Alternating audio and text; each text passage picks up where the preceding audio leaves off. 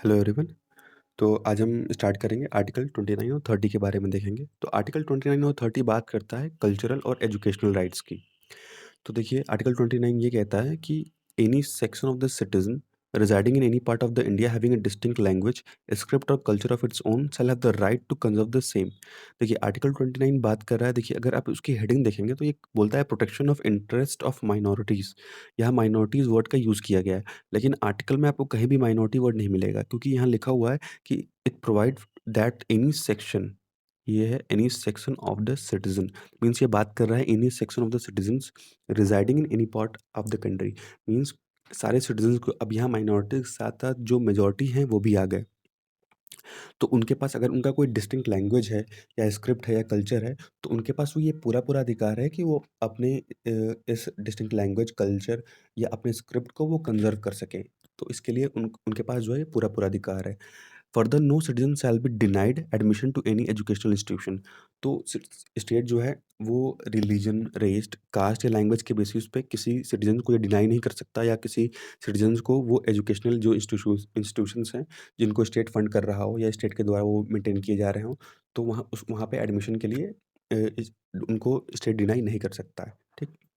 तो सिंपल में ये समझा, देखिए आर्टिकल 29 जो है वो बात करता है कि वो किसी भी सेक्शन का सिटीज़न हो, सभी इसमें सभी इंक्लूडेड है, चाहे वो माइनॉरिटीज़ हो, चाहे वो जो मेजॉरिटी में है वो भी। तो अगर इनका कोई एक डिस्टिंक्ट लैंग्वेज है या स्क्रिप्ट है या कल्चर है खुद का अपना, तो उनके पास ये पूरा अधिकार है कि वो अपने लैंग्वेज या कल्चर या स्क्रिप्ट को वो कंज़र्व कर सकें, वो बचा सकें। और उसके अलावा ये बात करता है कि अगर जो भी एजुकेशनल इंस्टीट्यूशन है जो कि मेंटेन किए जा रहे हैं स्टेट के द्वारा, या उनको स्टेट फंडिंग दे रहा है, तो वहाँ पे कोई भी भेदभाव नहीं होगा रिलीजन, रेस, कास्ट या लैंग्वेज के आधार पे। ये बोलता है आर्टिकल 29। तो अब देखते हैं, देखिए इसका पहला प्रोविज़न जो है वो ग्रुप ऑफ राइट्स की बात कर रहा है, क्योंकि वो सेक्शन ऑफ सिटीज़न्स की बात कर रहा है, तो एक ग्रुप की राइट की बात कर रहा है।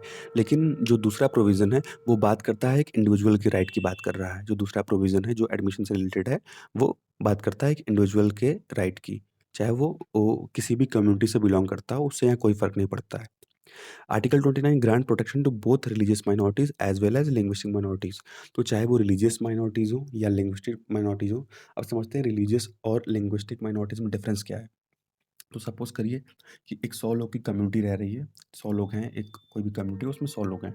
तो अगर उस 100 में से केवल 10 आदमी ऐसे हैं जो कि हिंदू हैं, बाकी सब जो हैं वो मुसलमान हैं। तो वहाँ पे क्या हो गया, वो रिलीजन के आधार पे वो एक वहाँ पे जो हिंदू है वो माइनॉरिटी में हो गए, रिलीजन के आधार पे अगर देखेंगे तो।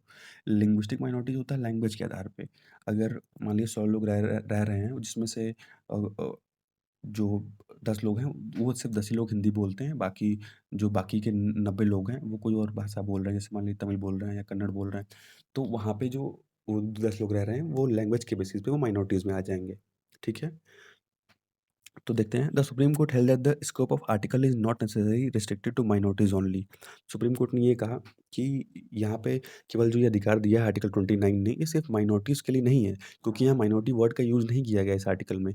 तो ये जो है ये माइनॉरिटी के साथ-साथ जो है ये मेजॉरिटीज़ के लिए भी होगा, क्योंकि यहाँ जो वर्ड यूज़ किया गया है वो यूज़ किया गया है सेक्शन ऑफ सिटीज़न।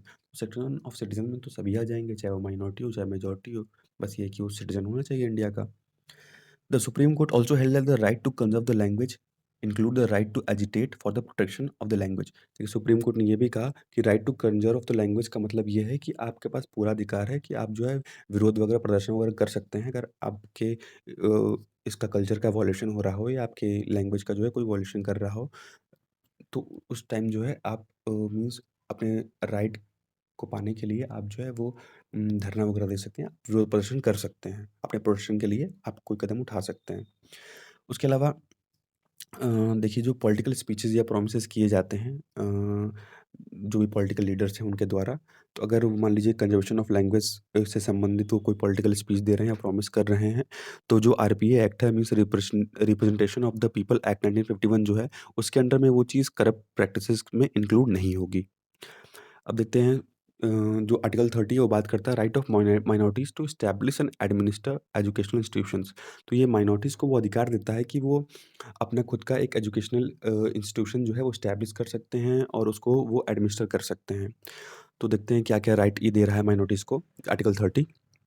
तो देखिए ये जो राइट है ये मीन्स जो रिलीजियस और लिंग्विस्टिक बेसिक है ये दोनों माइनॉरिटीज़ को ये चीज़ मिलता है। तो all minorities shall have the right to establish and administer educational institution of their choice. तो कोई भी माइनॉरिटी हो, चाहे वो लैंग्वेज के आधार पे वो माइनॉरिटी हो वहाँ पे, चाहे वो रिलीजन के आधार पे हो। तो इन दोनों लोगों को ये अधिकार मिलता है कि वो खुद का अपना एक एजुकेशनल इंस्टीट्यूशन जो है वो एस्टैब्लिश कर सकते हैं और उसको वो चला सकते हैं, एडमिनिस्टर भी कर सकते हैं। देखिए पॉइंट बी बात करता है कि the compensation amount fixed by the state for compulsory acquisition of any property of a minority educational institution shall not restrict और abrogate the right guaranteed to them. तो ये बात करता है कि सपोज करिए कि कोई भी एजुकेशनल इंस्टीट्यूशन था, ठीक? उसको स्टेट ने अगर उसको कोई भी पब्लिक वेलफेयर के लिए अगर स्टेट चाहे तो उसको कब्जा कर सकता है, क्योंकि राइट टू प्रॉपर्टी जो है वो तो डिलीट कर दिया गया था 44वां संविधान संशोधन जो हुआ था 44th अमेंडमेंट एक्ट 1978 में।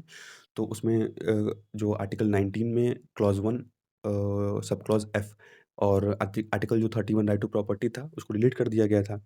तो स्टेट चाहे तो पब्लिक वेलफेयर के लिए आपकी प्रॉपर्टी को सीज़ कर सकता है।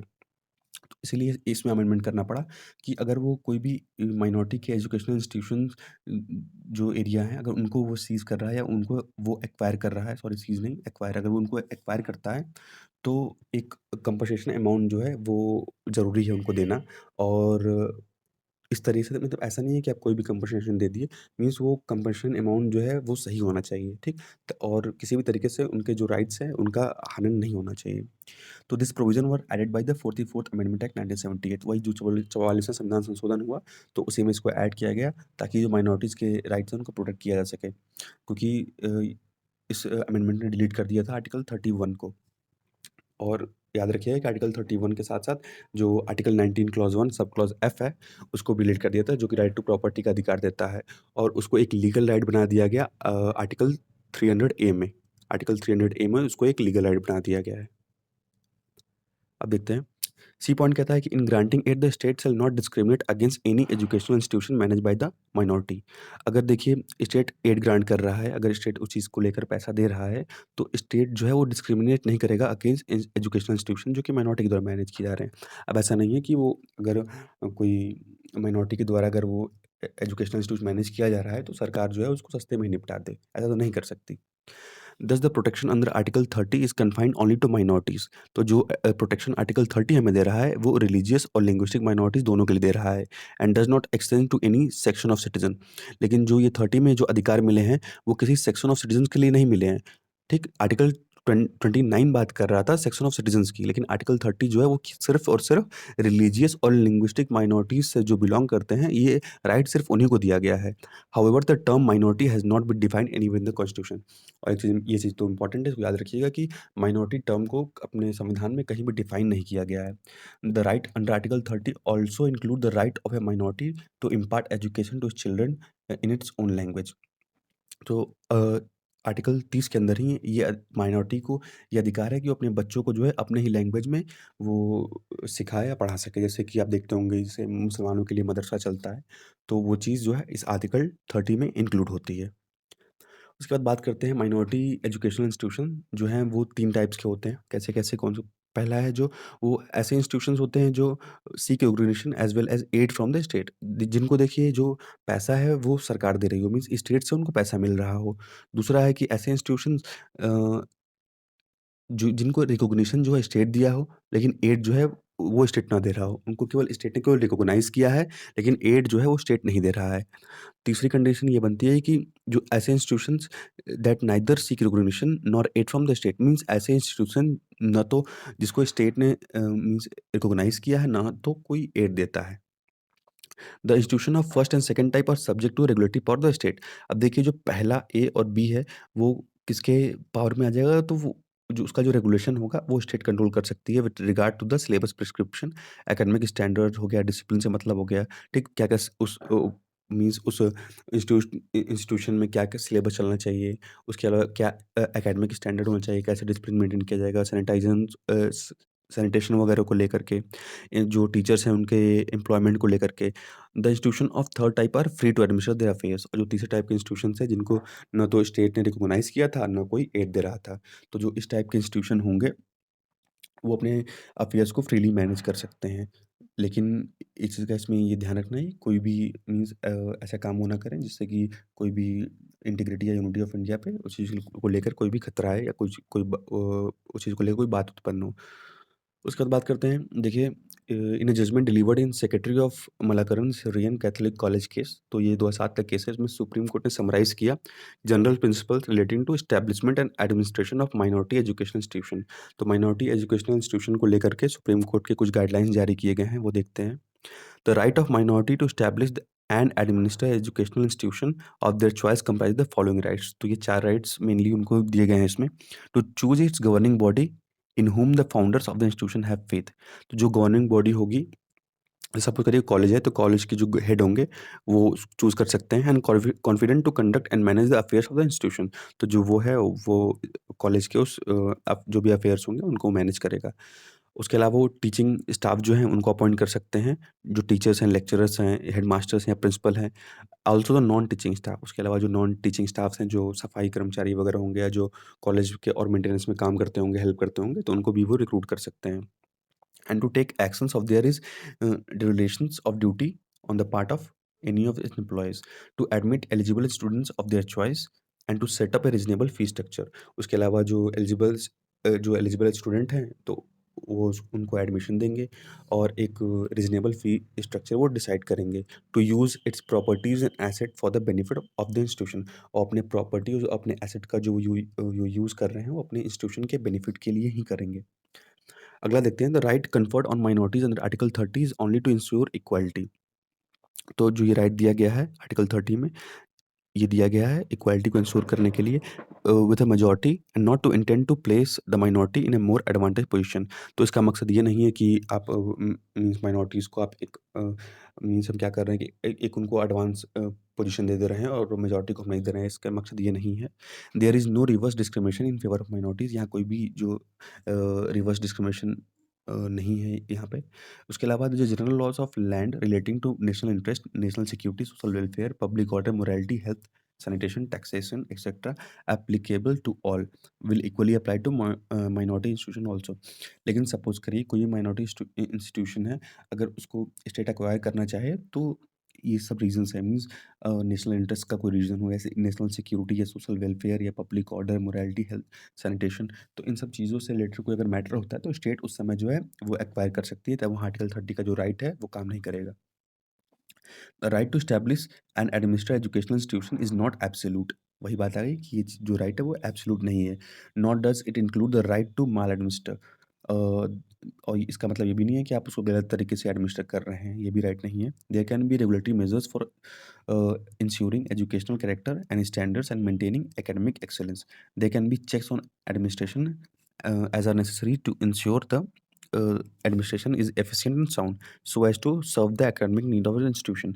मीन्स देखिए यहाँ पे जो है एक रेगुलेटरी मेजर्स भी जारी किया जा सकता है। इसके अलावा चेकिंग वगैरह भी कंडक्ट कराई जा सकती है कि अच्छे से जो इंस्टीट्यूशन है वो अच्छे से रेगुलेट किया जा रहा है कि नहीं, वहाँ पढ़ाई वगैरह सही से हो रही है कि नहीं, तो इस चीज़ की जो है चेकिंग वगैरह भी की जा सकती है। नेक्स्ट बात करते हैं, subject to the eligibility condition or qualification prescribed by the state being met, the unaided minority educational institution will have the freedom to appoint teacher lecture by adopting any rational procedure of the selection। तो जो ऐसे institution हैं जिनको state funding नहीं दे रहा है, तो ऐसे इंस्टीट्यूशन जो हैं वो टीचर्स या जो लेक्चरर्स हैं उनको खुद से अपॉइंट कर सकते हैं और एक अपना खुद का वो सिलेक्शन प्रोसीजर जो है वो चुन सकते हैं। नेक्स्ट पॉइंट बात करता है कि extension of aid by the state does not alter the nature and character of the minority educational institution. अब जो स्टेट के द्वारा जो एक्सटेंशन या जो एड दिया जा रहा है, इसका मतलब ये नहीं है कि उस माइनॉरिटी एजुकेशनल इंस्टीट्यूशन के उस कैरेक्टर को या उस नेचर को वो चेंज कर देगा। The condition can be impose by the state to ensure proper utilization of the aid. अब ये कुछ कंडीशन यहाँ पे इम्पोज की जा सकती है स्टेट के द्वारा कि जो स्टेट फंड दे रहा है उसको प्रॉपरली वो इंस्टीट्यूशन यूटिलाइज करे, ठीक। विदाउट हाउएवर डाइल्यूटिंग और abusing the right under article 31 clause 30 clause 1। तो बिना उसके राइट को आर्टिकल 30 क्लॉज 1 के राइट को वायलेट किए स्टेट चाहे तो वो एक कुछ गाइडलाइन जारी कर सकता है कि जो आपको स्टेट के द्वारा एड दिया गया है, तो आप उसको इस तरीके से यूज़ करिए, यहाँ इस चीज़ को यूटिलाइज़ करिए, ठीक। तो मिलते हैं अगले लेक्चर में। आज के लिए बस इतना ही। Thank you. Thanks for watching.